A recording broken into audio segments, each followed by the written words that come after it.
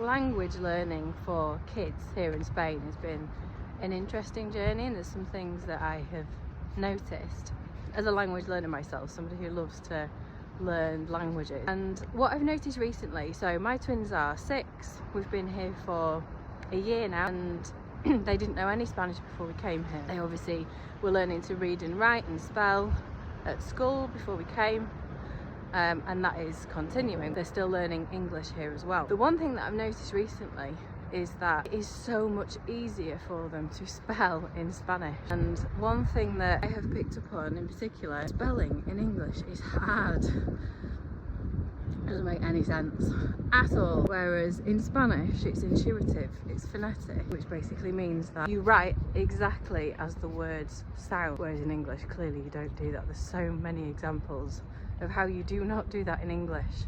But in Spanish, you write out the word exactly as you say it. So it's intuitive. And I noticed my kids can spell much harder words in Spanish than they can in English, like longer words. And obviously they're still practicing writing and spelling in English, but their Spanish, as a result, is coming on so much more quickly, which, yeah, I think is really interesting. If you are worried about your kids learning Spanish in Spain, don't be, because it's a lot easier than English.